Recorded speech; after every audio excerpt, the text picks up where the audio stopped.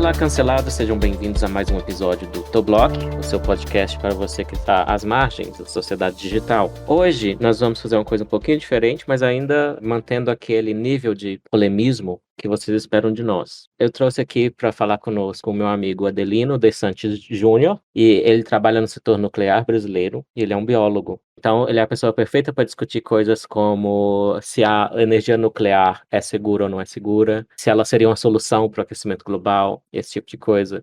Muito bem-vindo, Adelino. Você pode se apresentar para a gente, falar o que você faz exatamente e ocultar aqueles detalhes que você sabe que tem que ocultar, ou senão você aparece pelado com um cabo de vassoura naquele lugar? Que específico! Meu Deus! Muito obrigado pelo convite, Eli e Ágata. Meu nome é Adelino De Santis, eu sou biólogo, tenho um mestrado em ecologia aplicada e trabalho em uma área do setor do Programa Nuclear Brasileiro, mais especificamente com a parte de regulação ambiental. Sou uma das pessoas que trabalha na manutenção de algumas atividades relativas à licença de operação, enfim, coisas desse tipo. Não trabalho diretamente com a parte nuclear, mas por estar muito próximo disso, a gente acaba tendo algumas informações que ficam mais acessíveis, né, do que para o público em geral. Essas questões técnicas ficam bem mais acessíveis para a gente que trabalha principalmente no licenciamento ambiental, questão de impacto, medidas mitigadoras, enfim. Isso faz parte do nosso trabalho.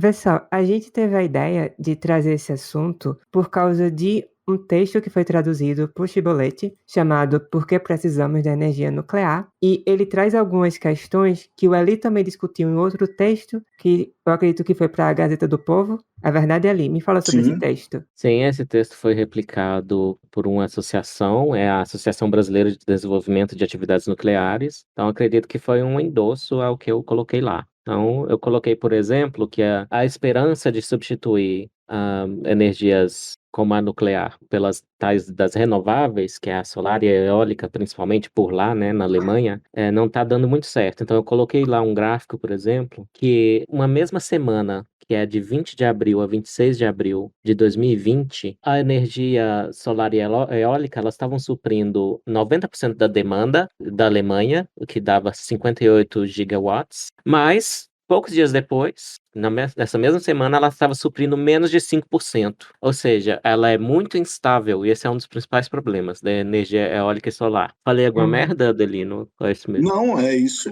mesmo, né? Você já está bem adiantado. Vamos tentar começar do básico aqui. Por quê? Um dos pontos desse texto que foi traduzido e também do céu envolve justamente a imagem que a energia nuclear tem na população geral e como isso se relaciona com as preocupações dessa geração atual com o aquecimento global. E diante de discussões envolvendo formas de tentar minimizar os efeitos do aquecimento global, fala-se muito em se promover energias que sejam limpas e renováveis. Porém, isso acontece desde cedo. A gente percebe como a mídia e até a forma como o ativismo ambientalista trata dessa questão, eles trazem as possibilidades do limpo e renovável de forma a excluir a possibilidade de incluir o nuclear dentro desse grupo, para que se promova apenas as outras. Então, se você pegar, por exemplo, uma criança e você pedir para ela desenhar uma usina nuclear, ela vai fazer lá, né, a caixinha com uma chaminézinha saindo a fumaça, e se você perguntar para a criança, ou para um brasileiro médio, se aquela fumaça tem dióxido de carbono, talvez ela diga que sim, porque desde cedo, na escola e na mídia, a gente aprende que energia limpa, realmente limpa, é eólica e solar. E nuclear, ela está no meio desse combozinho aqui de coisas que são extremamente poluitivas e que fazem mal para a natureza e que tem que ser totalmente descartado e é do mal. Você consegue perceber esse tipo de mentalidade? E como é que você acha que essa imagem da energia nuclear se tornou a ponto de que hoje quase só se fala disso num contexto negativo, de que quer que exista menos em vez de mais? É uma pergunta bem ampla, mas eu vou tentar voltar no início, né? Então, a energia nuclear é uma coisa muito nova. Quando a gente para e pensa nas formas de energia que nós temos, a energia nuclear talvez seja das energias a que é mais recente em desenvolvimento e talvez a que ainda tenha muito potencial de desenvolvimento em cima dela. Só que a imagem que nós temos da energia nuclear, muito do que se entende por nuclear, foi apresentado ao mundo da pior maneira possível, né? E é uma frase que eu ouvi de um colega no trabalho, que trabalha com proteção radiológica, e ele disse: você só tem uma chance de fazer uma primeira boa impressão. E a primeira impressão do setor nuclear veio na forma de Hiroshima e Nagasaki. Porque até então, esse tema era muito pouco conhecido. A gente está falando da primeira metade do século XX, num momento onde os níveis de educação e acesso à informação eram muito menores, e de repente você tem esse artefato bélico que pôs fim à Segunda Guerra Mundial, deixando 200 mil mortos em uma semana, né?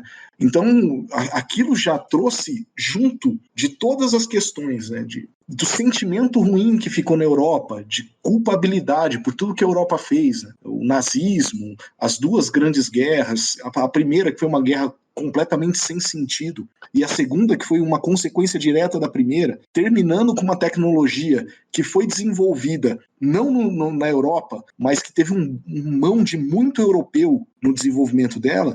Eu entendo os motivos disso ser tão mal visto, né?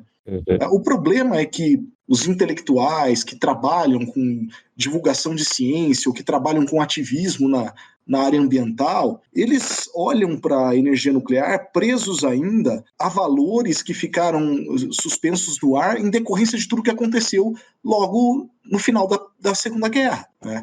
E todas as questões de testes nucleares, que a gente sabe que foram terríveis, né? Foram milhares de testes nucleares. As pessoas não têm ideia de quantas bombas nucleares foram explodidas no planeta, mas foram milhares, mais de 3 mil artefatos foram explodidos. Desculpa interromper, Adelino. Sabe como eu faço Sem para problema. lembrar de alguns desses acidentes nucleares? Eu lembro da Simone cantando Então é Natal. Nossa senhora, Eli. Aquela música é horrível. Qual o seu problema? Meu Deus, qual o seu E problema? pior é que é o tipo de música que gruda na cabeça da gente. Sim. Aí Sim. ela fala Mururoa. Ela fala Hiroshima, Nagasaki e Mururoa. Mururoa foi um dos, né? E outra técnica mnemônica de memória para lembrar é o Bob Esponja, que o Bikini Bottom, a fenda do biquíni, é um dos lugares que teve teste Sim. nuclear. Inclusive é por Sim. isso que eles são assim, que são mutantes. Sim. Teorias aí. É verdade. Então, Enfim, a gente sabe que houve uma série de excessos e absurdos que ocorreram com a energia nuclear, mas isso não está intrínseco, isso não é algo que é indissociável da energia nuclear, né? É interessante como nós olhamos um lado do setor nuclear, que é o risco de acidente. Enfim, eu não vejo ninguém fazendo ativismo contra, por exemplo, a produção de radiofármacos, que passa sempre pela mesma tecnologia e muitas vezes até pelas mesmas empresas que estão ligadas à produção de elemento combustível para usinas nucleares. Ah, sim. Então é tratamento do câncer, você está dizendo, né? Radioterapia. Exatamente. Então, é muito simplória essa visão. É muito superficial, é presa a questões do passado, a questões políticas. A gente sempre encontra, mas e Fukushima e Chernobyl? Com relação a Fukushima, às vezes a impressão que eu tenho é que a usina nuclear causou o tsunami, não o oposto, né? Porque o tsunami é um detalhe na história de Fukushima. Sim, é verdade.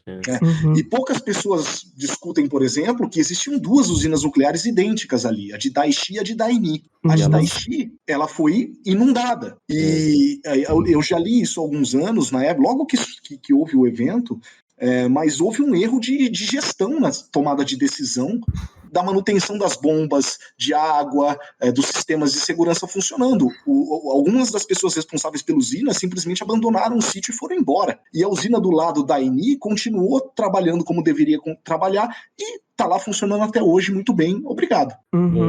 Então, é um tema que envolve nuances que são muito mais complexas do que simplesmente a usina nuclear ou energia nuclear é ruim, ela causa mal. Eu fui professor durante 6 anos, eu duvido que a maioria dos professores de ensino fundamental e médio tenham um entendimento básico, inclusive, de como funcionam as usinas nucleares, né? Então fica difícil nós apresentarmos isso de uma maneira um pouco mais realista, se não for feito de maneira aprofundada, né? Vamos entender como isso aconteceu de fato e o que levou a cada uma dessas situações, né? Por que se tem essa imagem tão deturpada a respeito? Sim, isso se alinha muito com uma coisa que a gente já conversa muito aqui sobre o medo do conhecimento. Então, tal conhecimento pode ser usado para o bem e para o mal. Logo, pare com esse conhecimento. Vamos parar de fazer coisas que podem ser produtivas, porque esse mesmo conhecimento pode ser usado para o mal. Então, o uso de tecnologia que envolva fissão nuclear pode ser usada para coisas voltadas para o tratamento do câncer e pode ser usada para explodir uma cidade. Uma Sim. coisa não pode anular a outra, sabe? É uma coisa... Sei lá, uma Exatamente. discussão tão infantil, sinceramente. Eu acho que a bomba cura todos os cânceres.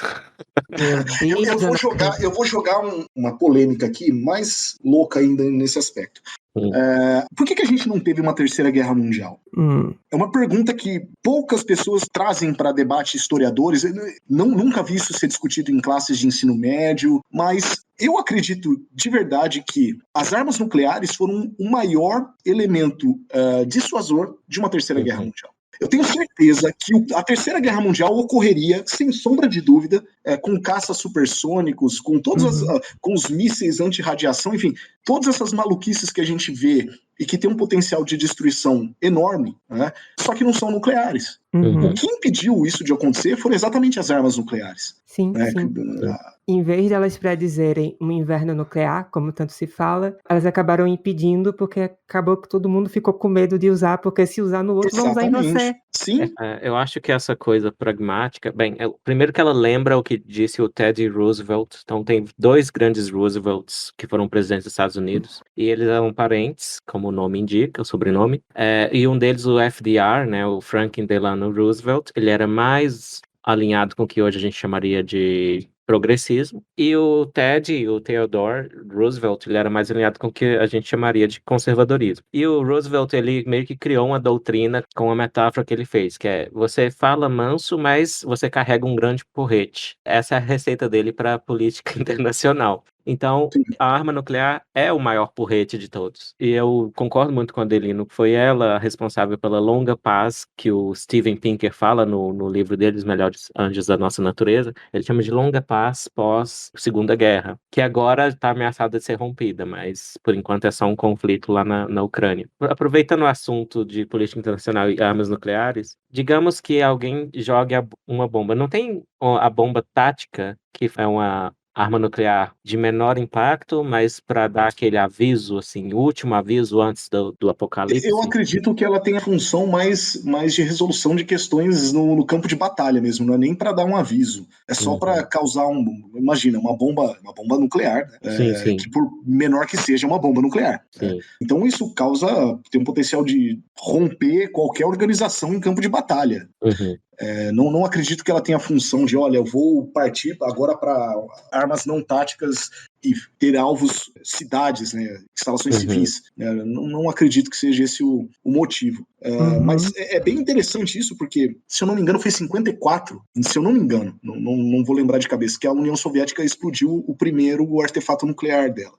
E durante um período significativo, os Estados Unidos foi o único país detentor da tecnologia nuclear. E em várias situações cogitou utilizar, mas por decisões internas, não foi à frente. Na Guerra da Coreia, o Douglas MacArthur, que foi um dos ícones da Segunda Guerra Mundial, que comandou excelentes movimentos americanos no Pacífico, não sei se vocês sabem quem é aquele militar que fumava um cachimbo, ele é bem icônico, Douglas MacArthur. E ele pediu autorização durante a Guerra da Coreia para usar bombas nucleares na China, porque a China estava fornecendo armamentos para a Coreia do Norte e ele queria obliterar uma região toda na divisa entre a Coreia do Norte e a China com armas nucleares. E o presidente americano disse não vai fazer isso.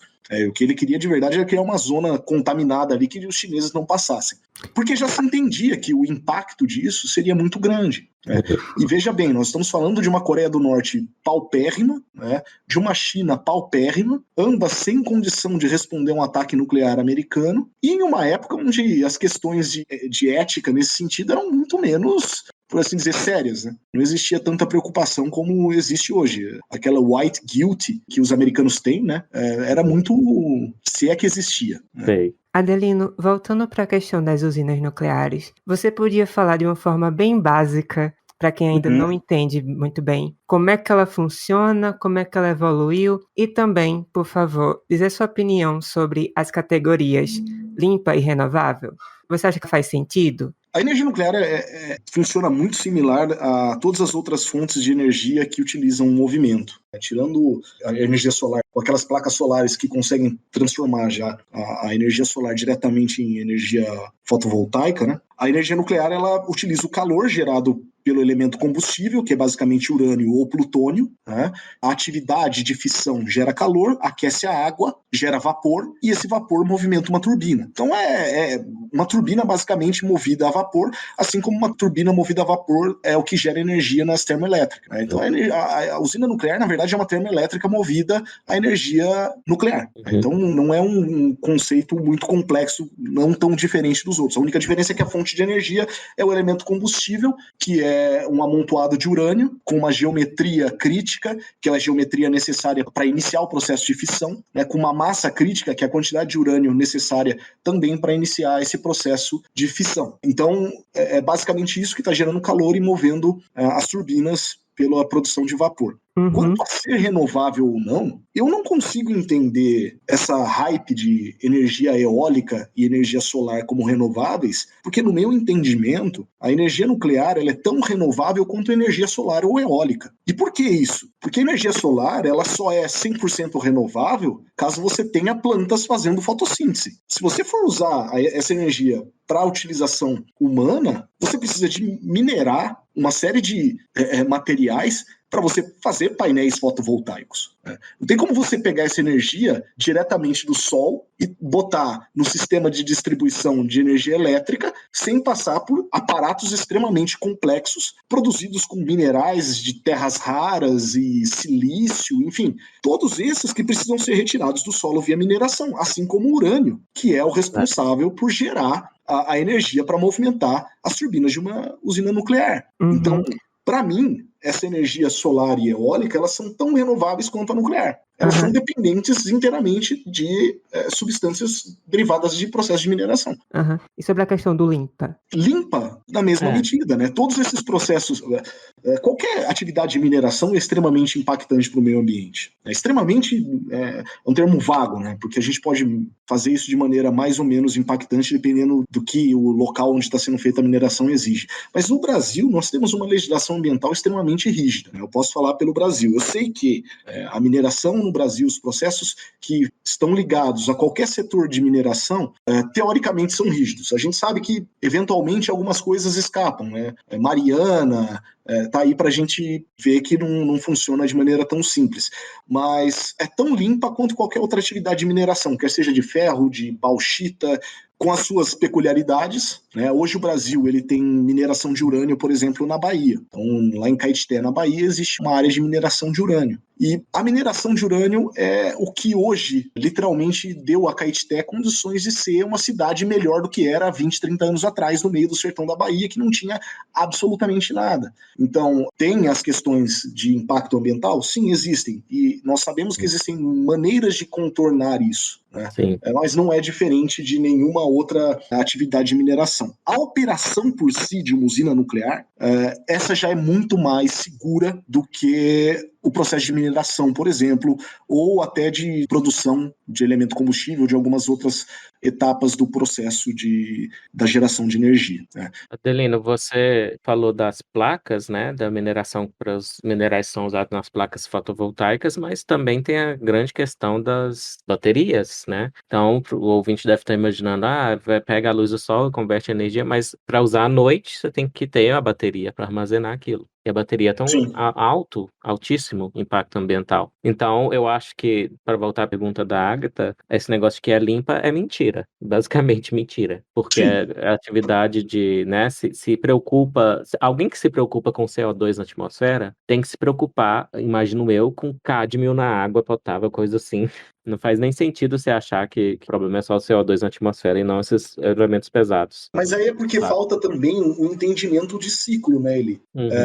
Uma coisa que muito raro de se ver discutir, que é ciclo de vida. Análise de ciclo de vida, a sigla ACV, análise de ciclo de vida. Quando você fala, por exemplo, que o etanol, vou usar o exemplo do etanol porque é muito próximo de nós. O etanol é uma energia renovável, não nos moldes que é utilizada no Brasil. Então hoje, por exemplo, existe legislação que obriga todos os postos de combustíveis a vender etanol, estando esse poço de combustível numa região que produz etanol ou não.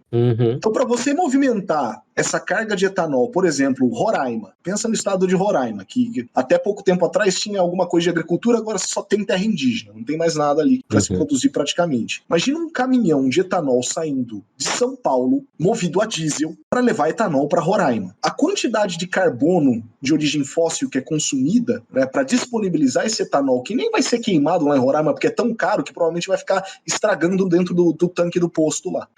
Então, essa percepção de etapas anteriores, né? Então, nós temos a energia solar. Por que ela não é renovável? Porque eu preciso de uma série de minerais para produzir as placas fotovoltaicas. E esses minerais são retirados de regiões, muitas vezes extremamente pobres, sem controle de poluição ou sem medidas mitigatórias adequadas para os impactos gerados nessas regiões.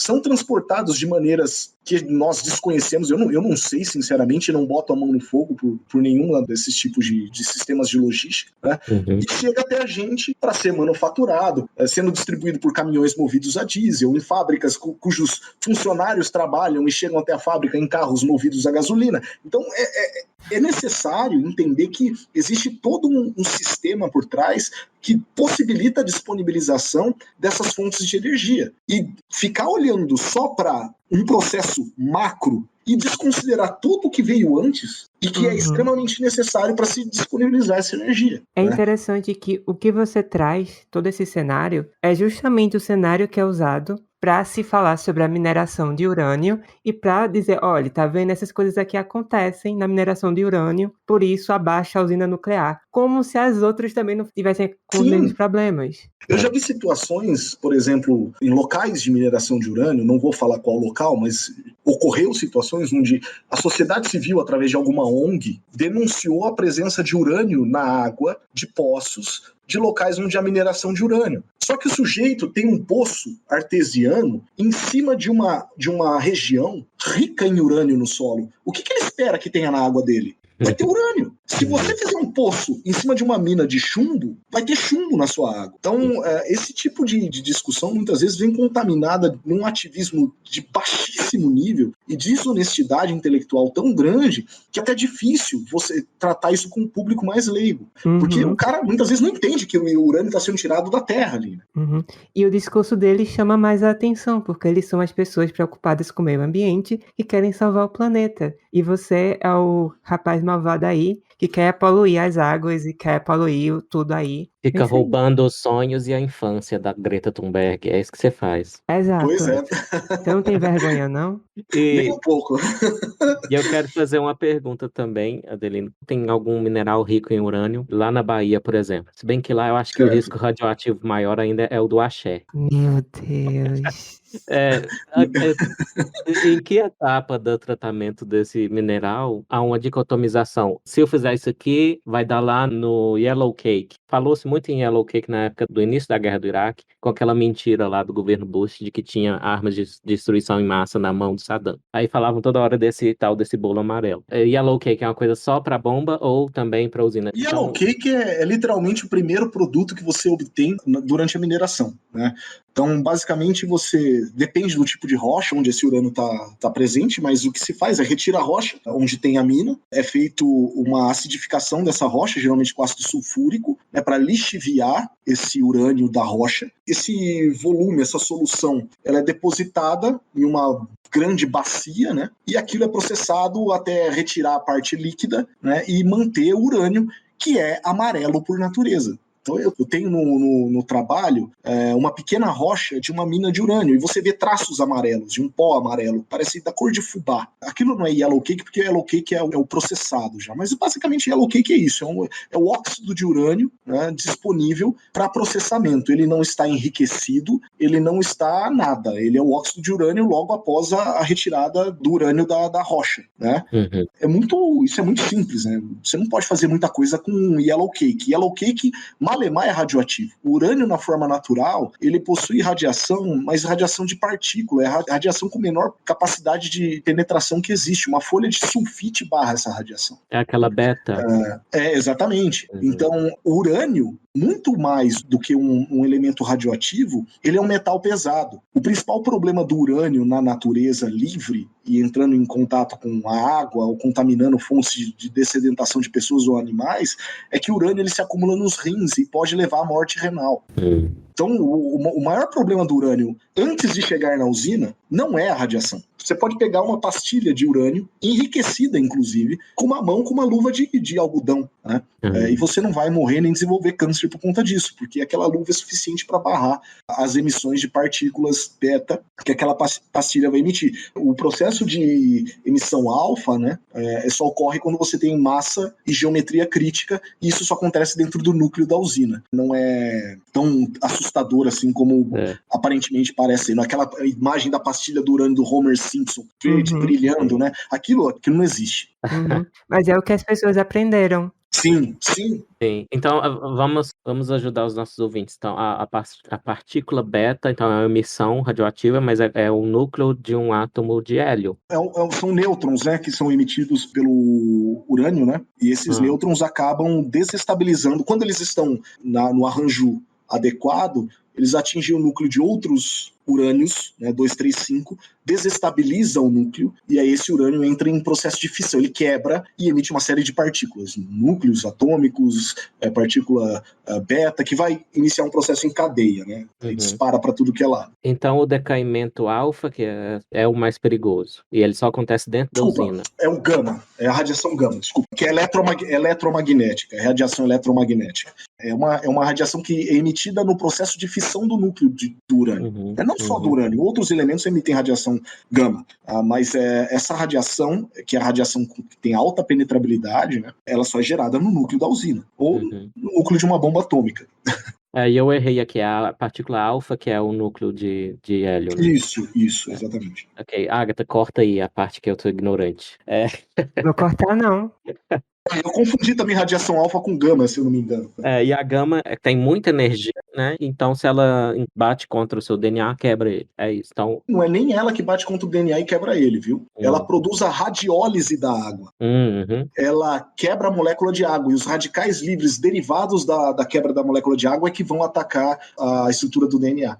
Sim. Ok. Uma coisinha. Eu queria que você contasse um pouco pra gente sobre a evolução da tecnologia das usinas nucleares em questão de segurança de antigamente para cá, porque quando se fala em usina nuclear, a maioria das pessoas pensa imediatamente em acidentes. E isso gera todo esse pavor da ideia de se implantar mais usinas, de modo que, por exemplo, uma pessoa que tem fobia de elevadores, se você perguntar para ela qual você acha que é a probabilidade de você entrar em um elevador e o elevador cair, ela pode falar, eu acho que é 10%, é 1%, é 0,1%. E, na verdade, essa probabilidade é, assim, a cada 18 bilhões de viagens de elevador, 30 pessoas morrem. Tem 30 acidentes, entende? Então, é 0,0000015. Mas a pessoa que tem fobia, e ela está reforçando isso no seu dia a dia, ela acredita que, na verdade, é 1 ou 10%. Quando a gente fala de usinas nucleares, as pessoas têm uma imagem que é tipo, se tiver uma usina nuclear aqui na minha cidade, é certeza que ela vai explodir e eu vou morrer. Eu sinto isso. Então, tente tranquilizar as pessoas um pouco sobre a questão da segurança, quais foram os problemas que levaram aos acidentes antigos e como isso está se aperfeiçoando ao longo do tempo.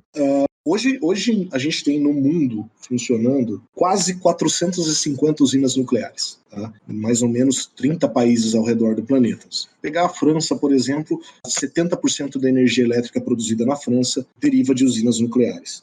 As primeiras gerações de usinas, elas foram muito experimentais, assim como os sistemas de segurança dessas usinas. Então, para vocês terem uma ideia, acho que a primeira planta de protótipo de usina nuclear era uma coisa extremamente pequena, lá no começo da década de 50, e ela servia para gerar energia para 4 lâmpadas. Né?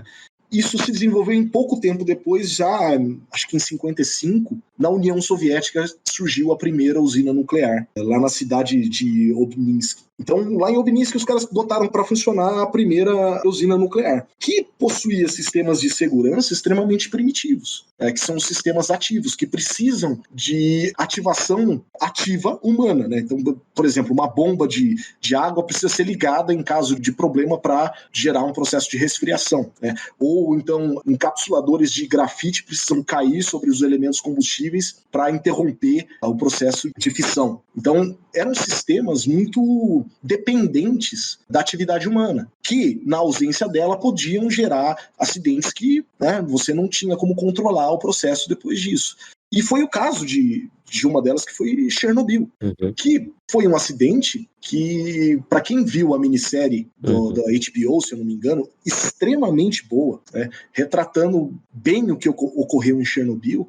Chernobyl, primeira coisa, a planta de Chernobyl ela era resultado de um processo de espionagem. Os soviéticos haviam espionado tecnologia americana. Segundo, a planta tinha uma série de inconsistências, né? Então, por exemplo, quando você olha para a nossa usina nuclear aqui no litoral do Rio de Janeiro, Angra 1 ou Angra 2 e Angra 3, que está em construção agora, você vai ver que tem um domo protegendo o reator dessas usinas. Chernobyl não tinha esse domo. O reator estava exposto diretamente ao ambiente, né? Você pode jogar um Boeing 747 em cima do reator de Angra 1, que ele foi feito para suportar o impacto de um avião. O de Chernobyl não existia esse domo, que muito provavelmente poderia ter diminuído demais o espalhamento da nuvem radioativa gerada pelo incêndio, né, que não era bem um incêndio, porque era um processo de fissão nuclear que estava acontecendo ali. Mas hoje, os projetos de usinas nucleares, eles, primeiro, já se fala muito em usina modular, que são usinas fechadas, prontas, já com a carga de elemento combustível lá dentro, que vai funcionar por 30 anos e depois você tem que trocar o módulo. Você não tem recarga, você não tem nenhum processo de abertura, de manutenção constante, como você tem nas usinas de grande porte. As modulares, elas são muito menores, né? Além do que, as usinas de grande porte modernas, elas contam, muitas delas, com sistemas passivos de desativação. Sistemas que funcionam, por exemplo, com a gravidade e não com energia elétrica de um gerador movido a diesel, que é o caso do que ocorreu em Fukushima, por exemplo. Havia um gerador movido a diesel que era responsável pela geração de energia elétrica para a manutenção dos sistemas de segurança ali. Com a interrupção do processo de geração do gerador a diesel, o sistema colapsou. Então hoje já existem sistemas que funcionam via gravidade. Não conheço os detalhes técnicos disso, tá? Mas esses sistemas não dependem de fonte externa de energia para manutenção deles em funcionamento, o que é muito importante e garante um nível de segurança extremamente superior quando comparado com as usinas de primeira e segunda geração. Certo, então o risco maior de uma usina nuclear é quando esse calor lá que você falou, de onde vem a energia, ele foge ao controle, então pode explodir. Sim, na teoria esse é o maior risco, mas todas as usinas são construídas com sistemas redundantes, né? Primeira, segunda, terceiro nível de segurança, para quê? Para garantir que haja interrupção da fissão nuclear, porque o que faz com que ocorra a fissão nuclear é um conjunto de fatores, né? Dentre eles a massa crítica, a quantidade de urânio disponível, mas também a geometria. Esses elementos combustíveis têm que estar arranjados num desenho, né, que possibilite o processo de fissão nuclear. Caso seja interrompido, alguma dessas etapas seja retirada, então, por exemplo, eu tenho uma massa crítica, eu vou lá e tiro uma quantidade de elemento combustível do núcleo, não tem como sustentar, a reação é interrompida. Ou eu mudo a geometria do núcleo, também você pode interromper a reação dessa maneira. Então, hoje, os sistemas eles são redundantes para garantir que haja interrupção em caso de aumento de atividade de modo descontrolado ou por algum motivo, não sei, um ataque terrorista, qualquer coisa do tipo, que possa colocar em risco a atividade da planta. É basicamente essa a ideia por trás do processo. O risco maior é exatamente isso. Acontecer alguma coisa e o núcleo explodir, o núcleo colapsar. Certo. Mas para isso acontecer, não muita é uma coisa tem que dar errado, né? Muita coisa tem que dar errado, né? O setor nuclear hoje tem níveis de segurança mais altos do que o setor da aviação, sem sombra de dúvida. Você falou que gostou muito da série de Chernobyl, eu também. Você pode resumir para os ouvintes o que foi que deu errado, de fato, ali? Foi feito um teste, né? Eles estavam fazendo um teste de de segurança, era um exercício do sistema de segurança da usina. Já ocorreram alguns eventos que indicavam que alguma coisa estava errada com o sistema de interrupção do processo de fissão, né? Eles usavam grafite para modular a reação. Os funcionários queriam interromper, mas a chefia mandou prosseguir com o processo. As varetas, não sei se o termo é vareta de grafite, mas enfim, é uma estrutura de grafite que interrompe a atividade do reator, não caíram a tempo de interromper o processo de reação no interior do núcleo. E o que aconteceu foi que houve um aumento da temperatura, vapor, e aquilo explodiu. Os bastões, né, de grafite. São bastões de grafite, exatamente. E você sabe melhor o que exatamente isso faz? Porque quando a gente estuda na escola radioatividade, a gente vê que o chumbo é que vai parar a radiação. O que o grafite pode fazer se ele é feito só de carbono? O grafite tem uma capacidade grande de absorção de nêutrons, né? Então ele vai literalmente barrar o fluxo de nêutrons dentro do reator nuclear e interromper o processo de fissão.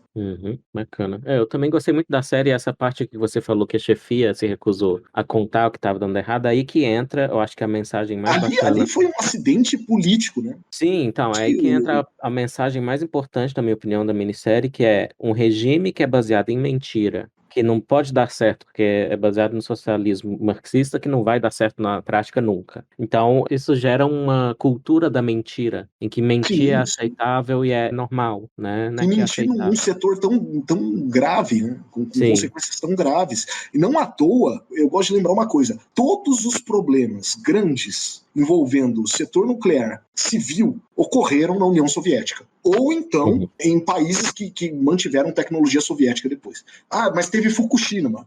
Ninguém morreu no acidente de Fukushima. Ninguém morreu. Não houve baixas civis ali em decorrência da explosão de Fukushima. Eu até fiquei um pouquinho surpreso de vocês gostar tanto da minissérie, porque algumas pessoas fizeram essa crítica de que ela exagerava o impacto da radiação, tipo, aquelas pessoas todas lá sem pele e tal, todas derretendo. Tem gente que viu ali um pouco de alarmismo sobre que poderia também dissuadir.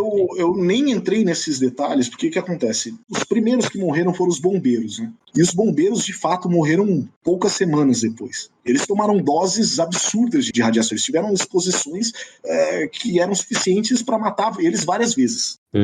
E eles desenvolveram a síndrome aguda, que em 1 ou 2 semanas o sujeito morre. E é exatamente aquilo que acontece. Não tem exagero, não. O cara perdeu a pele. Sim, a energia nuclear, ela causa danos que são diretamente proporcionais ao nível de atividade do tecido que é exposto.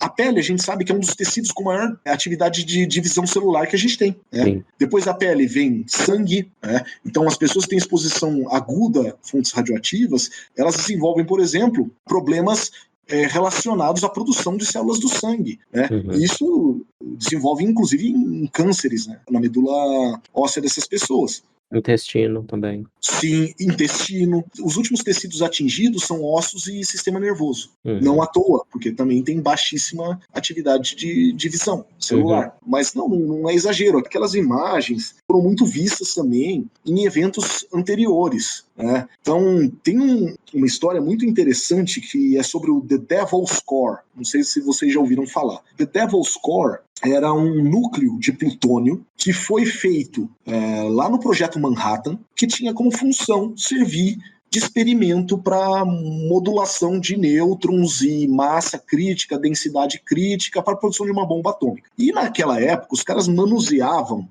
esses elementos. É surreal pensar isso hoje, mas eles usavam chave de fenda, um semicírculo de boro, se eu não me engano, recobrindo ele, e o cara baixava e levantava aquele semicírculo com uma chave de fenda. Em um determinado momento, escorregou da mão dele e aquilo cobriu a esfera, que entrou em massa crítica e começou a emitir radiação. O cara tomou, um dos pesquisadores foi bombardeado com um volume muito grande de energia, né?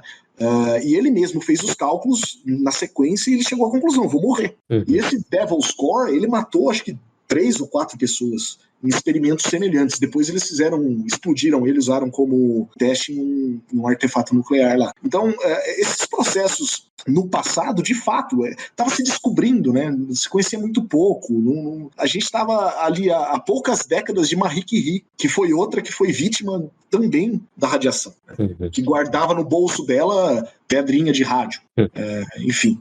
Então, tudo isso, com o passar do tempo, houve um progresso absurdo em preocupação, em segurança, tanto que é tanta demanda, é tanta exigência de controle, de segurança, de mitigação, que muitas vezes isso recai na forma de peso de custo, né, para a usina nuclear. E a energia acaba ficando um pouco mais cara por conta disso. Não tem subsídio, como as fontes ditas renováveis, além do que ela tem uma série de demandas relativas à segurança que são impostas pelos órgãos reguladores. Pois é, eu vi que nas renováveis foi investido $1 trilhão no começo dos anos 2000, e até disse no meu texto, então as pessoas acham que está barata a energia dita renovável, mas elas estão pagando 2 vezes.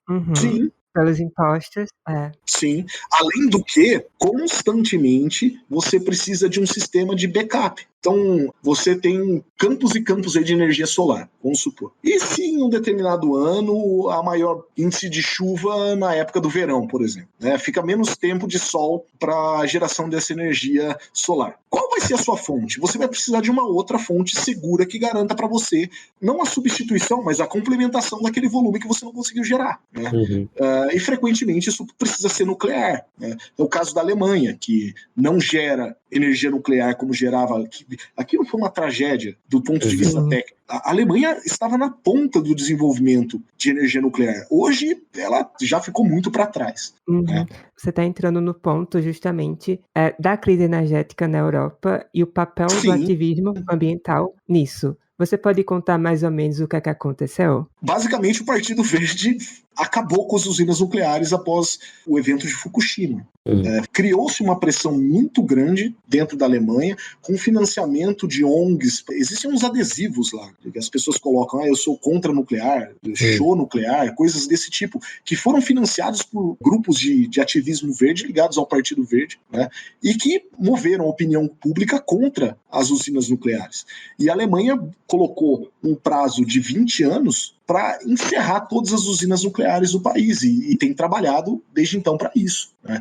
Hoje a Alemanha tem, acho que 2 ou 3 usinas funcionando e que já estão planejadas para ser desligadas ano que vem. E aí passa a depender de gás russo e a história... E energia nuclear gerada na França, porque eles compram energia nuclear gerada na França. Mas como é gerada na França, né, então não é problema deles. Sim. O bom é só comprar. Né? Se fosse toda a França, tudo bem, mas eles passaram a ficar mais dependentes do Vladimir Putin. Não sei se o pessoal não gosta de francês também na França, na Europa. Pode ser que seja isso, né? Imagina se a gente pudesse botar um monte de energia nuclear sendo gerada lá na Argentina e a gente só comprar deles. A gente terceiriza o problema, ó que beleza. Eu acho que tá bem apta essa comparação. Acho que a França realmente é a Argentina da Europa.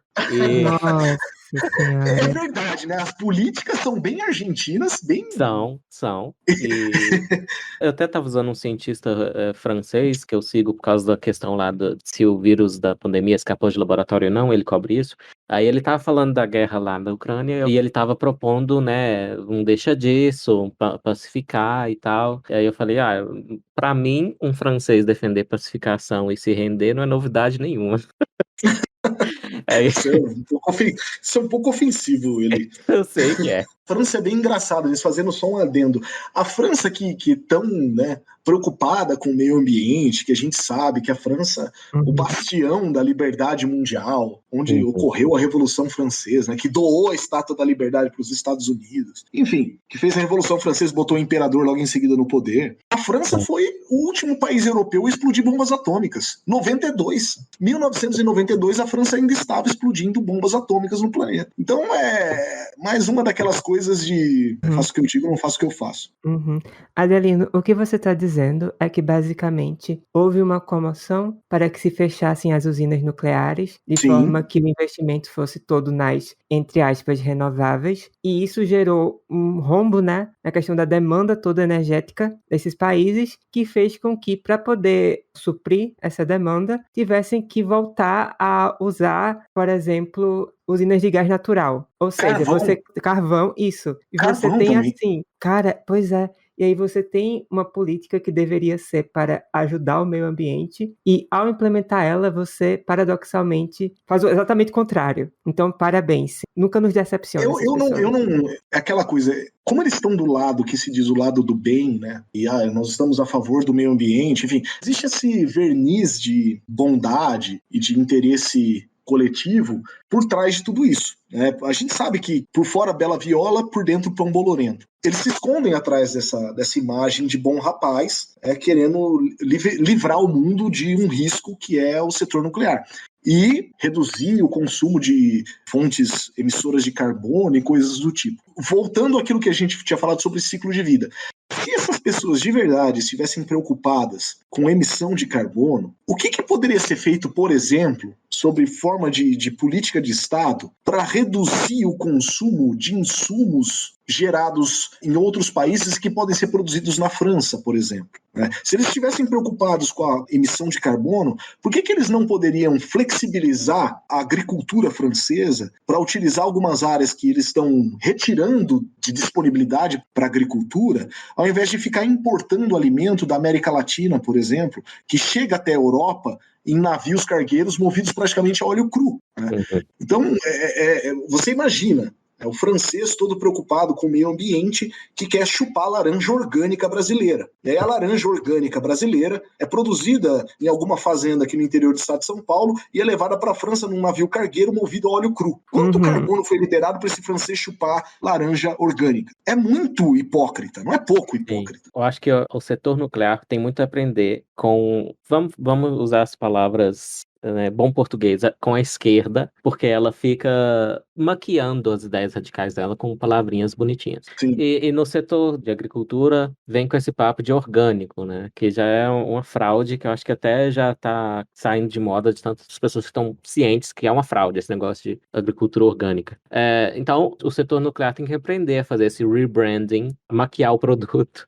Afinal de contas, olha aí, a gente já falou que produtos radioativos são necessários para tratar câncer. E ninguém é contra tratar câncer. Nós poderíamos, Você quer que pessoas morram de câncer?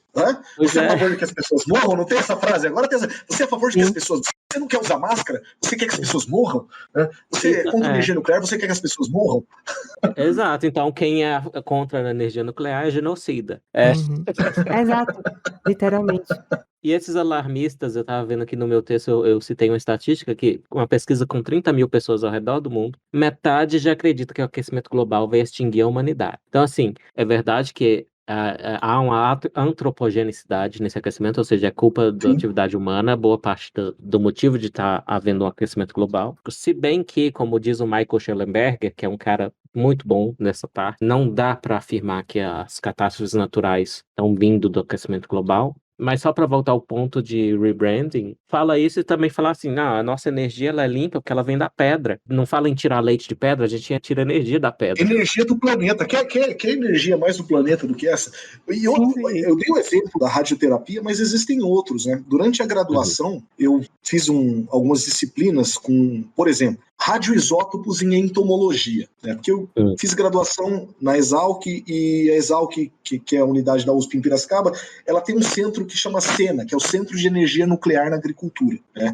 E eles têm algumas estruturas ali que hoje muito menos, né? No passado muito mais, mas quando não existia manipulação genética como a gente conhece hoje, então se gerava variáveis agrícolas no campo via irradiação, por exemplo. Então os caras bombardeavam uma semente de feijão lá com uma quantidade de radiação gama, produzia mutações e tentavam retirar mutações positivas disso. Durante muito tempo se fez isso em Piracicaba, mas também se fazia para outras coisas. Então eles têm uma bomba de cobalto, se eu não me engano lá, eles irradiavam, por exemplo, mosquitos Aedes aegypti para a produção de machos estéreis. E esses machos estéreis eram liberados, acasalavam com as fêmeas depois que acasalam com o macho não acasalam novamente, ou então levavam à produção de descendentes inférteis. Então não é só radiofármaco, seringas, gás que você usa em atadura, tudo isso passa por um processo de irradiação, é irradiado. Como você garante a esterilização de uma seringa descartável? Que é a melhor maneira do que irradiar ela com radiação gama? Você mata tudo, não tem nada, depois que você lacra aquilo não tem absolutamente nada. Tinha alguns experimentos muito legais que o pessoal irradiava bacon processado e já frito, e depois guardava o bacon por 10 anos, abria e comia ele depois de 10 anos, por quê? Porque aquilo foi irradiado, não tem nada vivo ali para decompor aquele. Essa é a tecnologia do McDonald's? Pode ser. Mas é estranho que o do McDonald's, ele, depois de aberto e exposto ao ambiente, ele continua sendo não comido por ninguém, né? Verdade, é verdade. É. Para fechar o assunto aqui que está focado em ativismo, primeiro que a gente está em 2022 e você acreditar que ter boas intenções significa que a sua proposta vai dar certo, não convence mais ninguém. Não deveria convencer mais ninguém, né? Vamos levar em Exato. conta que uma pessoa que reprime a sexualidade de alguém, dizendo que ela vai para o inferno, ela tem uma boa intenção, que é não querer que a pessoa vá para o inferno. Não quer dizer que na prática aquilo vai fazer bem, não é? E Uhum. aí, no texto que foi traduzido para o Chibolete, está escrito o seguinte: uma fonte de oposição à energia nuclear parece ser a tendência de alguns ambientalistas de verem a sociedade através de uma lente malthusiana pessimista. Eles acreditam que o estilo de vida moderno é execrável, que nós consumimos demais, comemos demais, nos reproduzimos demais, usamos energia em excesso e extraímos os recursos do planeta além da conta. Tudo isso para que sociedades que eles encaram como espiritualmente estéreis e materialistas sejam possíveis. Sua mitologia parece enxergar tais atividades como sendo algum tipo de abuso à mãe natureza e que a levariam a punir a humanidade, exatamente como é dito que Zeus torturou Prometeus por ter desafiado sua autoridade divina, presenteando as pessoas com fogo. Esse tipo de ambientalismo parece temer que a energia nuclear dê à sociedade uma espécie de carta branca, permitindo que a Babilônia da civilização moderna continue seu estilo de vida glutão, excessivo e repulsivo, enquanto evitam o que eles enxergam como os benefícios morais da austeridade. Essa visão de mundo é baseada na mesma premissa falsa do malthusianismo. Ela subestima grosseiramente a capacidade humana de usar seus recursos de forma inovadora, criativa e socialmente benéfica. Fora isso, suas aspirações para o alívio do sofrimento humano são mesquinhas. Nas regiões mais pobres e privadas de cobertura elétrica, por exemplo, usinas nucleares poderiam fornecer energia em abundância, o que consequentemente também poderia favorecer a produção de comida e água limpa em abundância, ajudando a retirar milhões de pessoas da pobreza. Mas claro, quem defende o bem são eles. E a gente tem que lembrar que pobre quer que o meio ambiente sipe, né? Porque pobre não está preocupado com salvar floresta. Pois é. Né? Então, a maneira mais eficiente da gente salvar o planeta é enriquecer as populações humanas do modo mais rápido possível que a gente tiver em mão. E nada mais rápido para enriquecer do que energia barata. Exatamente. Ninguém enriquece com energia cara. Energia cara é um limitador de crescimento econômico. Né? E quando a gente subsidia energia renovável em detrimento de outras fontes, porque renovável, vírgula, né? Quando a gente fala de energia renovável, ninguém lembra de hidrelétrica, por exemplo. Pois é. A gente só fala das novas renováveis. Eu não sei por que cargas d'água ninguém mais fala em energia hidráulica. Né? Isso foi esquecido em algum ponto da história e ficou lá para trás. Não é renovável. Embora seja mais renovável do que energia solar, se você parar para pensar na demanda de insumos constante que essas fontes de energia precisam, na forma de painéis, por exemplo, e manutenção disso daí. Sim. Eu acho que é porque a hidrelétrica foi reprovada no quesito dos gases de carbono, porque a matéria orgânica que é inundada começa a ser decomposta e gera bastante CO2 por muito Não é só tempo. desmatar antes de inundar, por exemplo? Poderia ajudar, mas uma boa parte do carbono está no solo, né? Então só de você colocar água em cima desse solo, esse carbono vai ser convertido em CO2 lentamente. Então... Mas nesse ponto eles olham um ciclo todo, né, Eli? Pois nesse ponto eles olham um ciclo todo. Quando é conveniente. E reflete também uma coisa que o conservador Roger Scruton falou. Ele, apesar de ser conservador, talvez, apesar, nem é a palavra correta, mas ele era a favor de preservar o meio ambiente, como se falava. E ele era preocupado que a pauta, e o Schellenberger fala isso também, a pauta do aquecimento global, ela tomou tudo. Então não tem mais preocupação com metais, ou não tanta quanto tinha antes, com metais na água lá, com a bioacumulação, né, que a gente sabe que acontece em alguns lugares. E teve também pânicos anteriores que eram do ambientalismo e também eram injustificados, e você sabe disso, a questão do DDT, né? Sim. Então, ele foi demonizado, também poderia ter ajudado mais pobres, combatendo pragas que, inclusive, vetores de doenças potencialmente letais, como a malária. Não é novidade que os ativistas dizem que são pró-pobres, atrapalham os pobres. Eu desconheço o movimento ambientalista que tenha favorecido pobres. Eu desconheço e eu desafio alguém a trazer, porque eu não conheço. Esse caso é o do Golden Rice é outro, sobre transgênicos, enfim. O arroz transgênico. Isso, outra pauta também que os ambientalistas atrapalham os pobres, os transgênicos que poderiam sobreviver a doenças, né, da agricultura. Tem um caso envolvendo energia nuclear no estado de São Paulo, lá em Piracicaba. No final da década de 90, a FAPESP financiou a compra de um irradiador de alimentos que poderia ser usado também para irradiação de produtos voltados para atividade médica, seringas, gás, enfim. É um irradiador de alimento. O irradiador de alimento é basicamente uma estrutura fechada, né, ou embaixo do solo, com pastilhas de um elemento que possua grande atividade radioativa, cobalto, césio. Então você pega um caminhão, por exemplo, cheio de pão Puma, coloca dentro do irradiador, aquele irradiador fecha e as pastilhas saem do solo, né, e elas ficam suspensas por um período, irradiando, depois aquilo abaixa, o caminhão sai de lá e o produto está irradiado. Ou seja, nós não estamos falando de um reator com um risco de explosão, não. É um processo extremamente simples e muito seguro. Né? O legislativo de Piracicaba, na época, barrou a instalação daquele irradiador de alimentos que custou, se eu não me engano, 5 milhões de reais no final dos anos 90. Era muito dinheiro. Ou 5 milhões de dólares, não vou lembrar disso agora. Barrou, o material ficou guardado durante anos e anos, né? Só que o material do irradiador ele tem uma meia-vida muito baixa, 1 ano, 2 anos, e depois de 10 meias-vidas você perde toda a atividade que você tem naquele irradiador. Você tem que comprar material novamente, e o tempo que ele poderia estar funcionando e gerando receita para cobrir, né, a compra de novas pastilhas de irradiação, ele não foi utilizado, porque o legislativo barrou a instalação daquilo na cidade sob a justificativa ambientalista, de terror na população, de que isso vai explodir, isso vai causar câncer, enfim.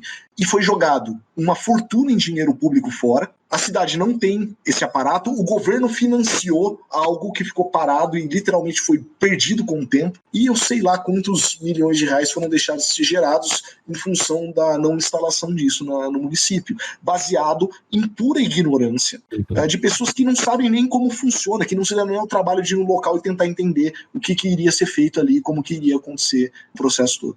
Tem uma visão de que a notícia ela é o primeiro rascunho da história. E um dos efeitos disso é que os jornalistas têm uma amnésia para a história. Eu me tornei o que eu mais detestava, eu sou jornalista agora, mas a parte disso. Mas você não é formado em jornalismo, Eli? Não sou, pois é, cadê o diploma?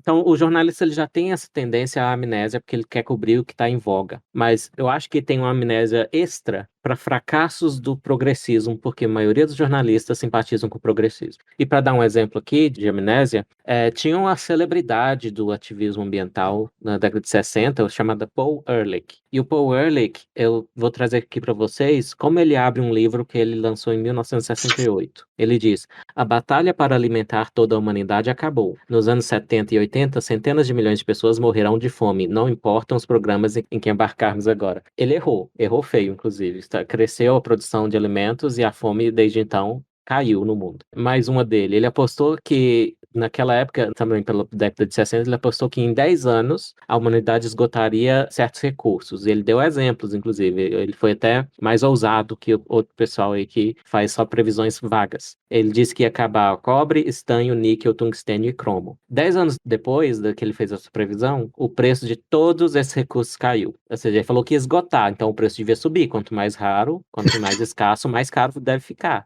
Ou seja, mais jazidas foram achadas de todos esses elementos e o preço de todos caiu. Então, parabéns para ele. 100% de erro na previsão. E aí, parece aqueles pastores que preveem a volta de Jesus para semana que vem.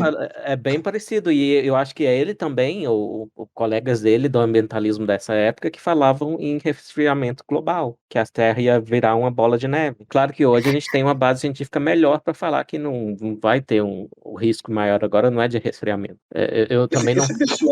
Esse pessoal erra, e eles erram com frequência pelo simples fato de ignorar a capacidade humana de se adaptar e de progredir, né?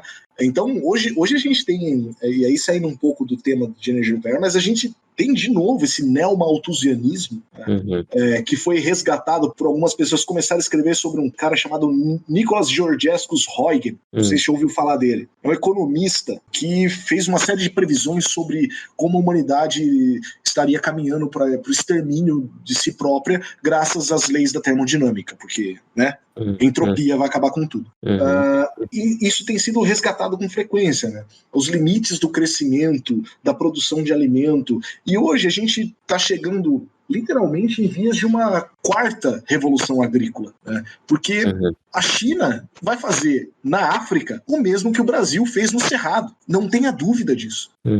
Então, a população africana, que é uma das que mais cresce no mundo, quer comer, né? E eles precisam de alimento barato. E essas previsões, o interessante é como elas falham, e elas falham exatamente por ignorar a nossa capacidade de adaptação, de busca por soluções e aumento de eficiência. E isso não é só em setores de geração de energia, mas os setores produtivos, aqueles que trabalham com recursos finitos, né? Há quanto tempo a gente escuta falar em crise do petróleo? O petróleo vai acabar, o petróleo vai...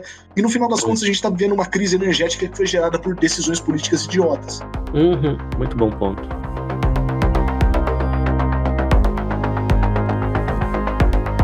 Adelino, levando em conta tudo o que você já falou sobre a própria evolução da energia nuclear, em questão de segurança também, eu queria que você tentasse pontuar pra gente, do seu ponto de vista, levando em conta as principais fontes de energia que existem hoje, os prós e contras de cada uma delas, porque... Assim, como eu não sou uma pessoa da área, eu só fui realmente me inteirar um pouco mais desse assunto, acredite se quiser, com uns 18 anos jogando jogos de construção de cidade. Por quê? Até então, eu também tinha essa visão de que eólica é o futuro, solar é o futuro, e abaixo todo o resto. E assim, fui jogar SimCity. Vamos dizer assim. E lá chegava eu, né, querendo criar minha utopia, como todo adolescente de esquerda costuma fazer, que é criar sua própria utopia. E chega lá no jogo e fala, vou fazer a minha cidade inteira usando energia solar. Então vou pegar esse espaço imenso aqui da minha cidade, fazer as usininhas de energia solar imenso, tipo, que deveria ser uma metrópole, virou só energia solar ali. E aí... Calma que piora. E aí, eu falei, ok, a minha cidade vai ser uma cidade limpa, vai ser uma cidade do futuro, vai ser só energia solar. Eu fiz isso daí, em pouquíssimo tempo que a cidade cresceu, começou os apagões. Aí eu, como assim? Aí foi quando eu comecei a prestar atenção... No SimCity isso. Sim, no SimCity, porque, de novo, eu não estudei isso, e eu, como qualquer brasileira média aí, só vai ter acesso a esse tipo de coisa pela internet, talvez, por acaso. E aí eu comecei a ver os detalhes, eu comecei a dizer, tá mostrando aqui, bem bonitinho, que cada tipo de usina, ela produz um certo nível de energia, um certo nível de variância e tudo mais. Eu falei, ok, eu vou ter que fazer as usininhas de carvão, por exemplo, um pouquinho, para depois acumular dinheiro e fazer a nuclear. Mas, tipo, perceba a adolescente utópica vendo a sua utopia se desmembrando na frente dela com o jogo. Isso, e você é incrível, porque eu tive essa experiência e eu não entendo como é que os ativistas de hoje em dia não tiveram a mesma. Tipo, gente, vão jogar SimCity. Vocês vão entender que a sua utopia não existe.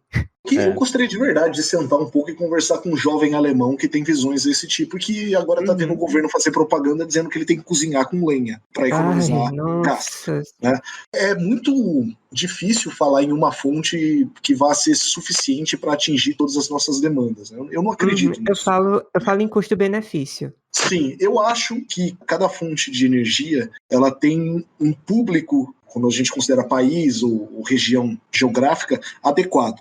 Então eu acho extremamente interessante nós pensarmos, por exemplo, em geração de energia nuclear através dessas usinas modulares que estão sendo construídas com tecnologia inspirada em submarino nuclear, porque submarino nuclear funciona semelhante a uma usina. A diferença é que você faz a recarga dele de 20 em 20 anos. Então fica aquele reator fechado, você troca o reator depois de 20 anos. Então a ideia é essa, você tem um reator de pequena capacidade, né, mas que é suficiente para gerar energia para uma cidade de 1 milhão de habitantes, e você bota ele para funcionar por 20, 30 anos em uma região. Então, imagine que passo adiante seria nós disponibilizarmos reatores modulares para áreas afastadas como a região amazônica, onde a gente tem problemas crônicos de geração e distribuição de energia, basta ver o que aconteceu no Amapá no ano passado, né? Então, ao mesmo tempo, eu não consigo pensar em gerar energia solar numa cidade como São Paulo, até no próprio estado de São Paulo, onde você tem áreas planas disponíveis, mas que tem interesse muito maior da agricultura, né? Então, e você está levando em conta também a questão justamente de espaço. Na minha cidade eu tive esse choque de realidade de que, olha, você pode fazer uma nuclear aqui, vai ocupar pouco espaço e fazer bastante energia, ou pode fazer um turbilhão de solar que vai ocupar todo o espaço da sua cidade e quando anoitecer lascou. Exatamente. Assim, é muito simples, né? São perguntas tão simples que me assusta que ninguém faz. O que você vai fazer durante a noite, quando não tem sol para iluminar? Vou construir bateria. Tá, e você vai armazenar essas baterias onde? Quando você tiver menor geração durante o inverno, o que você vai fazer com sua capacidade extra de armazenamento, que se você não utilizar, deprecia a qualidade da bateria? Então, é um conjunto que é muito mais complexo do que aparenta ser. A gente hoje tem subsídio para geração de energia solar, tá? Inclusive, existe financiamento de bancos públicos no Brasil para isso. O meu sogro mesmo instalou painel solar lá porque vai ter um financiamento com juros mais baixos, quase subsidiado. É interessante, mas qual o custo disso? A minha região é adequada? Será que a Alemanha, que fica beirando o Atlântico Norte, né? Sabe, será que aquele é o local adequado, o Atlântico Norte não, o Mar do Norte, é o local adequado para a instalação de usina solar? A Alemanha é um lugar frio pra cacete, né? A gente sabe que a exposição solar deles durante uma boa parte do ano é ridícula, comparada com a nossa aqui. Você vai instalar uma usina nuclear em regiões onde você não tem mineração disponível, talvez não seja tão interessante. Colocar usinas nucleares em países onde é extremamente difícil processar e levar até esses países o elemento combustível. Tem que ser olhado o trade-off disso. Qual vai ser o benefício desse tipo de energia sendo instalada aqui? Qual vai ser o custo? Qual vai ser a dificuldade que eu vou encontrar? O Brasil possui a 5ª maior reserva de urânio do planeta, com 25% do território dele prospectado. Nós prospectamos só 1/4 do território brasileiro e a gente já tem a 5ª maior reserva de urânio. A gente sabe que tem urânio na Amazônia, a gente sabe que tem urânio no sul do país, a gente sabe que tem urânio no Nordeste, mas a gente não conhece uma boa parte do nosso território com relação a isso. Quanto a gente está perdendo de oportunidade de exploração desse commodity, que é um commodity que não para de subir o preço do urânio está alto no mercado. E poderia facilitar e subsidiar o desenvolvimento do nosso programa nuclear. Mas tudo isso exige uma série de coisas, inclusive alterações da legislação, que hoje coloca o Estado como sendo detentor do monopólio da exploração e processamento de urânio no país. Isso dificulta muito, né? Se nós vamos seguir um modelo semelhante ao que ocorre na Petrobras ou não, enfim, não sei. As opções estão aí, mas não é possível que o país que tenha a 5ª maior reserva de urânio do planeta, logo nós teremos a primeira, porque a gente não usa, né? Você pode falar mais sobre a questão da situação do Brasil e das leis e toda a questão legal que envolve a energia nuclear no Brasil e o que você acha que poderia ser mudado? A energia nuclear é um monopólio do Estado. Eu acho que precisa flexibilizar. Não há como o Estado tomar conta disso. O Estado não tem capacidade técnica, quer dizer, ele tem capacidade técnica, porque ele não tem mão de obra suficiente para tomar conta disso. Eu vejo isso com bons olhos. Eu acho que hoje nós caminhamos para uma flexibilização disso. Hoje no Ceará, lá em Santa Quitéria, existe um projeto para a construção de uma mineração de urânio e fosfato. Esse urânio está associado ao fosfato lá em Santa Quitéria. Então existe uma empresa privada trabalhando junto com as indústrias nucleares do Brasil, que é uma empresa pública, para fazer a mineração do fosfato e do urânio, que em conjunto separar os dois e utilizar os dois para suas respectivas atividades. Mas nós temos, por exemplo, regiões com potenciais de mineração no norte do país, no Pará, extremamente isoladas, extremamente distantes de estrutura de logística para distribuir esse urânio, caso nós queiramos minerar essas regiões. O Estado não tem como atender isso. Sim. Aí cai em outro assunto, um outro tipo de ativismo, que é o indigenista, né? Mas eu tenho contato com antropólogos aí que eles dizem que está crescendo a quantidade de lideranças indígenas interessadas, sim, em abertura do mercado para eles próprios fazerem a mineração e eles próprios ganharem o dinheiro. É porque é uma visão muito dos progressistas que parece que eles veem os índios como como uma espécie de espécie exótica para eles observarem no zoológico, né, e fazer safari lá e fazer eles ficarem presos onde eles estão. Sinto informar eles que o futuro é o cassino dos índios lá nos Estados Unidos. Sim, Né? sim. É essa ideia de que índio é quem vive no mato, né? Como se japonês fosse só o cara que andasse de kimono, né? E não o sujeito pertencente. Nós precisamos mudar isso. Agora, o Estado é muito grande no Brasil e o tamanho do Estado limita a nossa habilidade em resolver alguns problemas crônicos que nós temos. Eu lembrei, esse podcast começou com a discussão do jargão dos identitários e um deles que a gente respondeu foi apropriação cultural. Aí eu lembro que, felizmente, esse assunto mesmo que morreu e eles pararam de insistir tanto nisso, mas uma das piadas que eu mais gostava nessa época, lá para 2015, é que vi um branco de dread, você tá apropriando culturalmente o cabelo do meu povo. Né? Aí vi um índio de Hilux, você tá apropriando culturalmente a Hilux do meu povo. Mas o futuro é índio de Hilux mesmo. E tomara. E tomara, existem lideranças indígenas já trabalhando para produzir soja em terras indígenas. E existe tentativa de barrar isso. Sim. Porque um índio que produz soja na comunidade dele, e vamos ser sinceros, é quase um kibutz, né? Porque vai estar dentro da terra indígena. É uma tribo que está produzindo aquilo lá. É quase um kibutz. Muito melhor do que nós ficarmos tratando aquela gente como bicho em zoológico e achando que o ápice da cultura deles já foi atingido. Ficar ali daquele jeitinho, bonitinho, vendendo artesanato na beira da estrada para uma dama de classe média alta de São Paulo botar na parede. Por quê? Mas eu quero aproveitar que você citou os submarinos para falar de uma notícia recente deste mês. Saiu no New York Times, e é aqui que nós três estamos em risco de acordar com um cabo de vassoura onde a gente não quer, que é 2 espiões americanos, traidores do próprio país, tentaram vender segredos do reator nuclear dos submarinos pro Brasil. Eles não queriam vender para nenhum país inimigo. Sim, né? Mas eles se ferraram, que aí os oficiais brasileiros deduraram eles. Deduraram, porque se eles vendessem para os chineses, os chineses compravam, pagariam e não dedurariam para ninguém, tá? Foram bem burrinhos nesse aspecto. Mas eu já ouvi, eu não sei se é verdade isso, mas eu já ouvi de pessoas de dentro do programa nuclear que as nossas ultracentrífugas, né, para enriquecimento de urânio, foram inspiradas nas ultracentrífugas americanas. Né? Como que veio a inspiração? Né? Porque alguém observou o que não era para ser observado e copiou e trouxe para cá. Ou seja, aquela inspiração que o latino usa para criar música. Exatamente. O reator do submarino é a parte mais difícil de se fazer. Porque não é só o reator. Você tem que fazer um reator silencioso.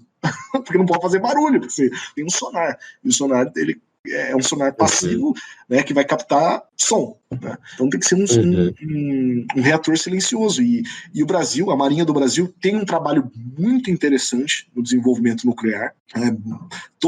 Praticamente todo o setor nuclear brasileiro, hoje, aquele setor nuclear que trabalha com tecnologia nacional, advém do trabalho da Marinha. A Marinha fez um trabalho bem amplo nesse aspecto. A gente não pode tirar os louros deles, porque eles fizeram um trabalho bem interessante. Hoje o Brasil é um dos poucos países que domina todo o ciclo nuclear, desde a mineração até o enriquecimento. Acho que são 9 países no mundo que tem essa capacidade, o Brasil é um deles. Mas é muito louco pensar que alguém olhou pra gente como um potencial cliente disso, porque há muito tempo o Brasil tenta desenvolver um submarino nuclear. Né? Talvez hoje a gente já esteja nas vias de concluir isso. Eu fiquei bem... tomara mesmo. Tem um outro tema interessante, voltando a falar sobre países europeus. Não sei se vocês já ouviram falar da Guerra da Lagosta. Não. Guerra da Lagosta... É uma guerra em que as lagostas todas morreram, as pessoas começaram a pegar as lagostas e comer. Não! Eu adoro lagosta. O Brasil quase entrou em guerra com a França. Eu tô brincando. Não, eu sei, mas é que foi um evento que a gente conhece tão pouco, né? Mas o Brasil quase entrou em guerra com a França porque a França queria pescar lagosta dentro de águas territoriais brasileiras, e lá no Nordeste. E aí o Brasil, à época, tinha uma marinha respeitável e mandou toda a marinha brasileira peitar a marinha francesa, e a marinha francesa recuou. Né?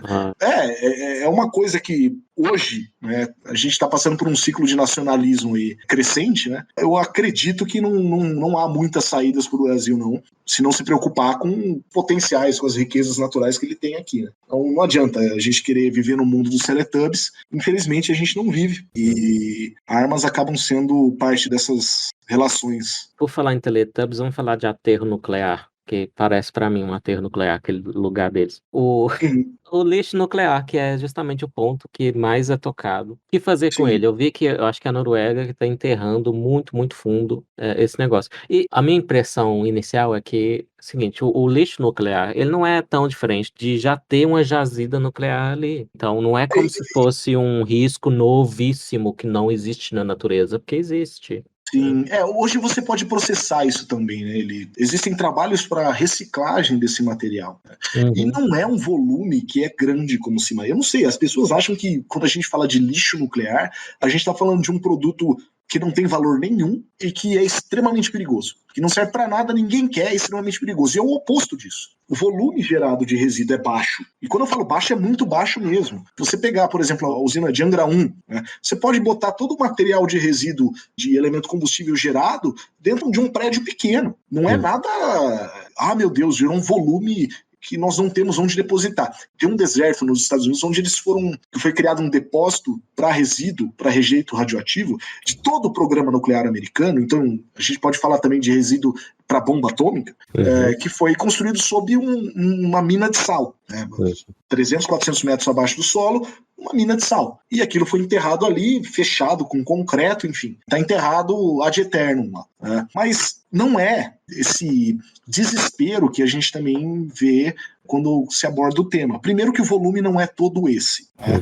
A vida de uma usina nuclear é limitada pela capacidade dessa usina de guardar elementos combustíveis queimados dentro da piscina de água pesada dela. Então, a partir do momento que aquela piscina está cheia de elementos já usados, a usina tem que ser descomissionada, porque não tem mais lugar para se colocar, né? Então, a única saída é você criar um outro depósito que você tire lá e você consiga estender a vida útil da usina, e outras coisas vão limitar, né? Como a estrutura de concreto, que está sendo bombardeada constantemente por nêutrons, isso afeta a qualidade do material, então tem um determinado momento que você tem que fechar mesmo o local. Mas o volume não é esse que se acredita, não existem montanhas de lixo radioativo sendo gerado.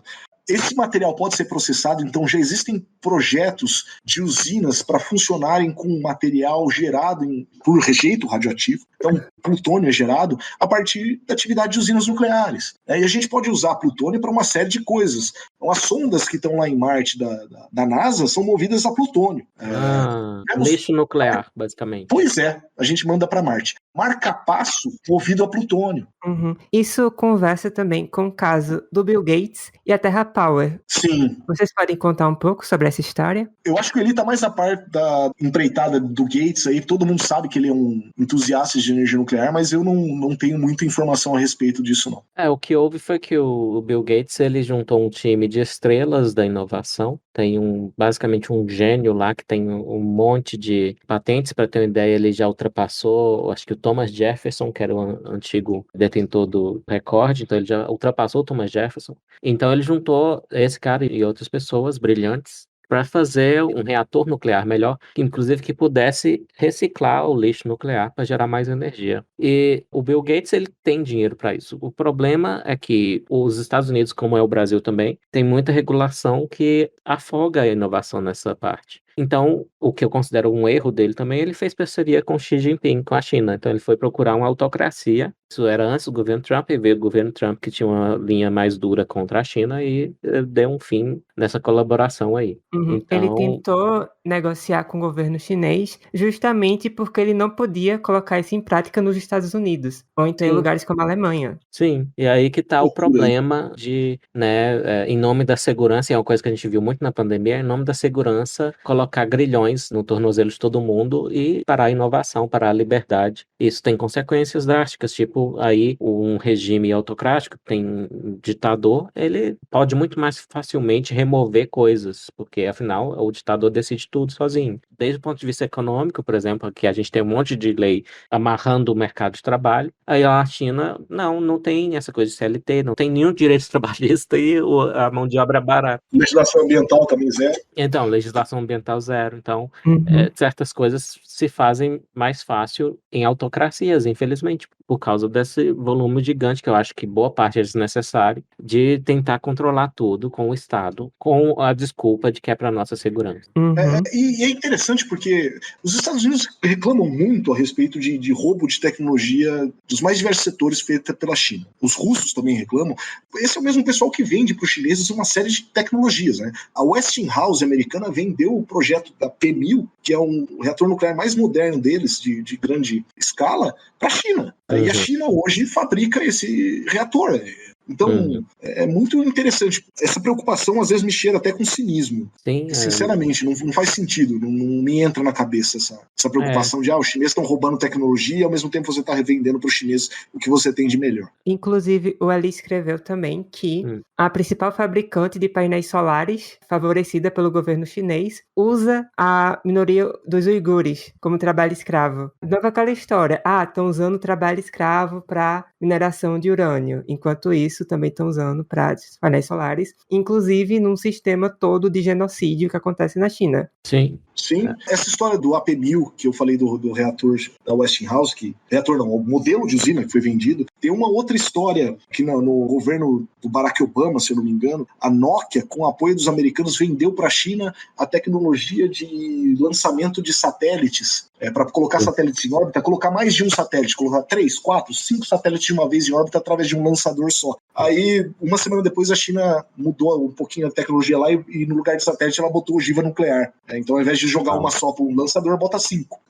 Então, é muito interessante. Eu não sei se é ingenuidade. Então, é isso que eu ia dizer. A Angela Merkel, não só ela tem uma parcela da culpa pela falta de rédeas sobre o ambientalismo na Alemanha, que levou a essa dependência de uma autocracia da Rússia, como também o grupo dela, a geração política dela, falam muito em realpolitik, né? Que é essa coisa de pragmatismo na política, de não ter uma ideologia, ou se você tem, você negocia ela, porque é verdade que na política a gente tem que negociar e tem que ceder.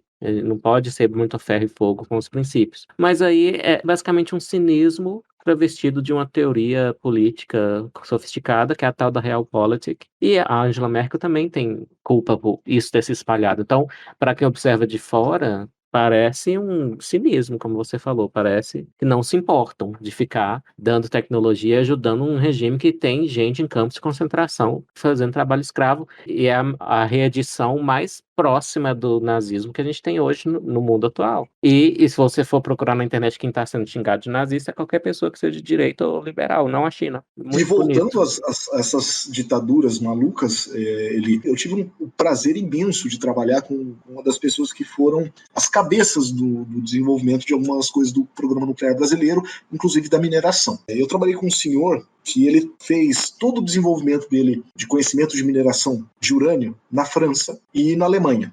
E depois aplicou isso no Brasil, trabalhou na mineração em Poços de Caldas, em Caetité, enfim. Um cara extremamente letrado no tema.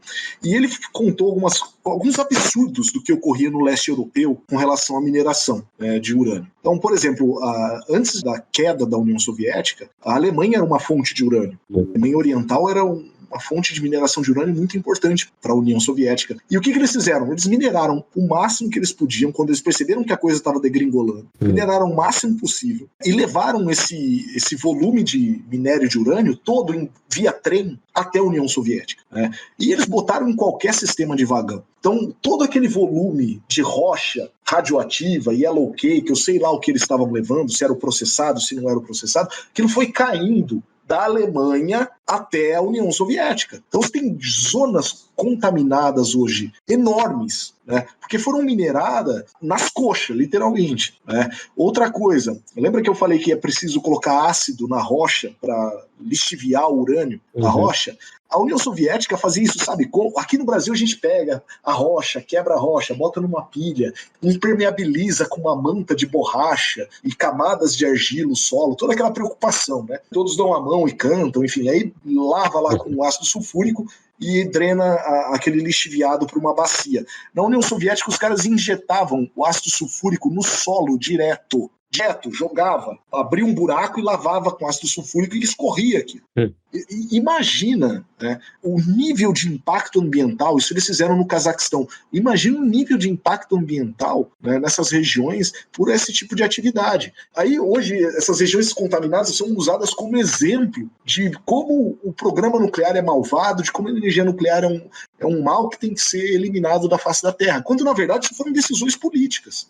Na ânsia de fazer rápido a preço zero, não se teve o menor cuidado com as consequências. Né? Malvado é quem quer pôr tudo na mão do Estado e a gente sabe no que deu. Sim, eles secaram o mar, né, bicho? Vou ser sincero. Mar de Aral. Mar de Aral. Inclusive, falando em Estado, para encerrar minhas falas aqui, eu moro aqui no país Pernambuco e eu sinto que existe um certo ativismo anti-energia nuclear bem forte por aqui. Existe um senador que ganhou certa notoriedade por defender a proibição da instalação de usinas nucleares no estado, enquanto não se esgotasse a capacidade de produzir energia pela energia hidrelétrica ou outras fontes. Eu também não sei exatamente o que é que a pessoa define como esgotar a capacidade, porque a questão toda é que a capacidade ela não se esgota, a questão é que é instável. Ele quer esperar o sol explodir pra ele começar. Exatamente. Ele quer que pare de ventar e tipo, ok, o sol explodiu, parou de ventar, agora sim vamos para nuclear. O Cristóvão Buarque fez isso também. E isso ocorre na sombra de um artigo da Constituição do Estado de Pernambuco que dizia exatamente isso, que defendia também a proibição dessas instalações. Por sorte, foi um artigo que foi considerado inconstitucional pelo STF, mas ainda é um discurso que está muito recorrente. O que é que vocês acham dessa ideia de que não, só pode se pensar em construir uma usina nuclear aqui em Pernambuco ou aqui no Brasil quando não tiver mais capacidade de produzir energia de outras formas? É meio estranho, né? É estúpido, né? É estúpido, é populista. O Cristóvão Buarque tentou passar um projeto dentro do Congresso para proibir a construção de novos reatores por 20 ou 30 anos, sob justificativas completamente patéticas. Né? E arbitrário, né? Tipo, ele falou, de 20 a 30 anos, tipo, podia ser 40, podia ser 50, ele tirou da bunda o número. E a justificativa não existe. Sim, e tem que perguntar, tipo, tá, a sua maior preocupação ambiental não é o aquecimento global? Ok. A energia nuclear não solta um peidinho de CO2 na atmosfera. E outro tipo de usina que deveria ser o último recurso é a termoelétrica, carvão, e não a nuclear. Em 2014, eu tive a oportunidade de ir num congresso sobre energia nuclear no Rio de Janeiro, lá no aterro do Flamengo. E, na época, o Ministério de Minas e Energia mandou um representante do ministro para falar no congresso. E a única coisa que esse representante falou a respeito de energia foi sobre termoelétricas movidas a carvão que o Brasil havia comprado da China. Então, nós tínhamos comprado termoelétricas a carvão da China para instalar no Brasil. Porque, claro, o governo Dilma se preocupava com o meio ambiente. E alguém perguntou, falou, assessor, e sobre energia nuclear, o que você tem a falar? Eu não tenho nada a falar sobre energia nuclear. Foram essas as palavras dele. Tinha acabado de entrar no programa e eu ouvi o cara representando o ministro falando, eu não tenho nada para falar sobre energia nuclear.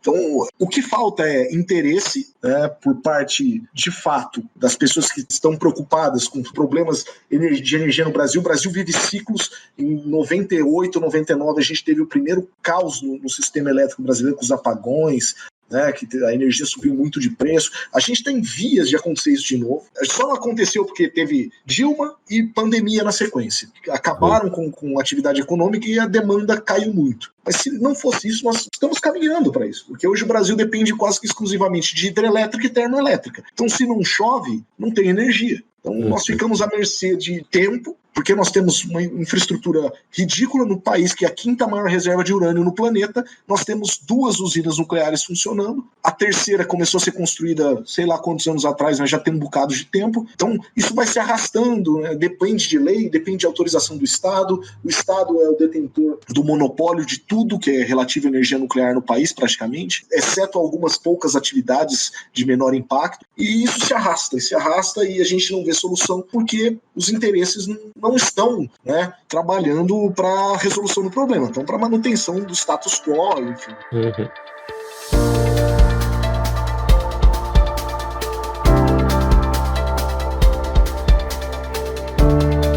Adelino, eu queria que, como consideração final, você respondesse a pergunta da melhor forma que você puder. Adelino, para nós mitigarmos os efeitos do aquecimento global, nós precisamos da energia nuclear? Nós dependemos da energia nuclear para isso. Não é só uma questão de precisar. Nós não temos outra fonte de energia compacta, segura e com uma densidade suficiente para entregar de forma contínua as crescentes demandas de energia que a gente tem no planeta. E mais do que isso, de forma barata. Não tem como subsidiar crescimento econômico com energia cara. Energia cara tem um preço muito grande na geração de emprego, no consumo, e isso se alastra para todos os setores da economia. Isso é terrível. Então, a energia nuclear ela não só é necessária para combater questões relativas às mudanças climáticas, mas ela é necessária também para a gente enfrentar a crise energética que foi gerada por decisões estúpidas a respeito das políticas de emissão de carbono no planeta, e a gente não tem alternativa. As nossas alternativas não são factíveis. Né? Energia solar não é uma solução para substituição do petróleo e do carvão. Nunca vai ser. A densidade da energia presente num quilo de carvão é extremamente superior àquilo que você pode prospectar via vento ou iluminação solar. Então, eu não vejo só isso como uma solução, mas eu vejo isso como uma necessidade. E é por isso que a União Europeia já tem trabalhado para garantir selo verde para a energia nuclear, numa tentativa de diminuir o impacto gerado pelas decisões estúpidas que foram tomadas na década passada. Ali? Eu quero agradecer ao Delino pela presença. Eu tive o prazer de conhecer pessoalmente o Delino no mês passado, depois de 18 anos sendo meu amigo só na internet. E assim, é legal que é exatamente o que a gente espera e foi muito bacana. E se a gente engatar no papo, ficam horas aqui, como a gente ficou num café. Agora eu já posso visitar Pernambuco também, porque... Sim, e eu também. Eu nunca fui ao Nordeste, então vamos marcar na casa da Agatha e a Agatha se vira. Meu Deus, olha o nível da radiação que vai ser, realmente. Botar nós três no mesmo lugar não dá certo. Cancerígeno. E o que eu tenho a dizer como consideração final é que quando se pensa em energia nuclear, tem que pensar em vidas salvas pelo raio-x, pelo marca-passo, pela radioterapia do câncer, e vamos pensar nela como a energia que vem da pedra. Eles estão literalmente, quase literalmente, tirando leite de pedra. É a energia de Gaia. Energia de Gaia. Isso é muito mais próximo da realidade do que acidente de Chernobyl e Fukushima. Sim, sim. Concordo com ele. Eu acho interessante que o Toblock é um podcast em que ninguém é libertário, mas a cada episódio você fica com mais ódio do governo, do Estado. Tô bem feliz com isso. Eu acho que não odiar um Estado como o brasileiro é sinal de insanidade. O Estado brasileiro, ele te força a ser libertário. Muito obrigada, Adelino. Eu adorei. Foi um prazer conversar com vocês aqui. Eu já sabia que o podcast inteiro seria sobre energia nuclear, mas talvez no futuro, como eu acho que a pauta do ambientalismo ela é bem mais ampla, no futuro eu e Ali podemos falar sobre agrotóxicos e coisas do gênero. Eu acho que seria importantíssimo abordar esse tema. A gente está falando de um setor que é responsável por mais de 1/3 do PIB brasileiro e que é pintado como um demônio. É um nível de oicofobia que talvez nenhum outro setor tenha tão exacerbado. Eu ouso dizer que no Brasil a energia nuclear é mais bem vista do que o agronegócio. Olha só. Pra tu ver. Muito obrigado às universidades